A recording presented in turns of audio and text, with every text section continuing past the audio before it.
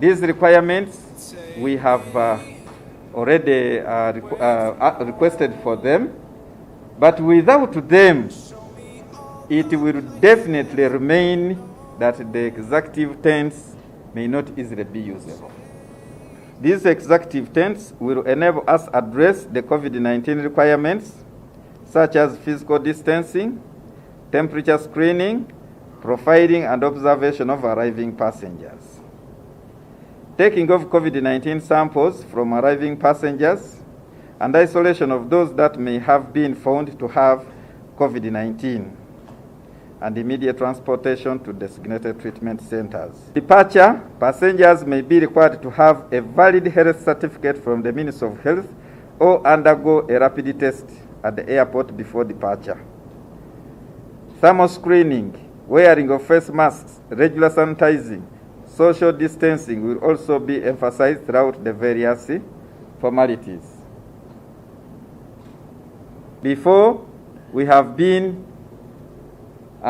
giving 2 hours. Now, 4 hours. All water taps are to be replaced with non-touchable taps. E-boarding pass readers in 6 gates are expected to minimize handling of paper-based boarding pass and automatic document readers to limit excessive scanning through passport pages. At Entebbe International Airport, will have a lot of challenges to fulfill all this, and all this, they require funding. This is why we are continuing to call upon government to support us. This is the only main entry and exit for the country, and this is where most of the suspected people will always pass. Therefore, the control at Entebbe International Airport has to be robust. Whereas there is a presidential directive of suspending the international passenger flights, we are also having construction works at Entebbe International Airport, and particularly at our main runway. And because of that, therefore, we have informed the non-commercial or non-international passenger flights which are still operating, such as cargo. Cargo flights are still operating, you all know. We have emergency flights. We have UN flights on mission. They are still operating, of course, and overflights and so on. And those which are medical evacuations. So, but because of the works which we have, which starts from 9 a.m. in the morning up to 5 p.m. in the evening, that period, we do not have landing at Entebbe International Airport. Today, I think, marks towards the end of our preparation. So after today, perhaps a few days, we are likely to be seeing our countrymen and women who have been stuck outside the country come. I need to tell you that we are ready. The biggest readiness was about where to keep these people. Foreign Affairs informed us that 2,400 people are ready to come. And the issue was, can they come at the same time? Definitely not. So we shall be bringing people in batches. And we had agreed that we could bring 300.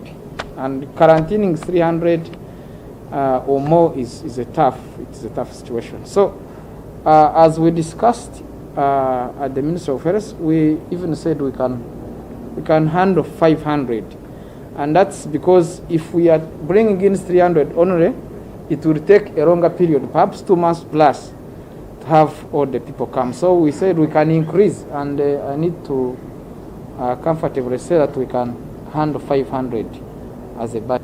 Can we remove samples if, for example, flights carrying 300 people land. The lab has assured us that they can remove samples. And removing a sample takes about 2 to 3 minutes. So we are able to deploy 20 lab people who can remove samples with, let's say, 400 samples within less than an hour. That's why I'm saying regarding lab, we are also prepared. The rest is making sure these people are taken to quarantine. Now, I know people are asking, is government going to take care of those ones who are coming? Yes and no. There are people already who have indicated that they can take care of themselves, and we have already sent them a list of hotels where we are able to monitor them and take care of their medicals and monitoring their COVID-19 progress. And that's one group. Another group is the group which is unable. In one meeting, the Prime Minister says where people are unable to take care of themselves, the government has the mandate to take care of them. Those people must be tested before they board the plane. Then another thing would be, why are they tested now?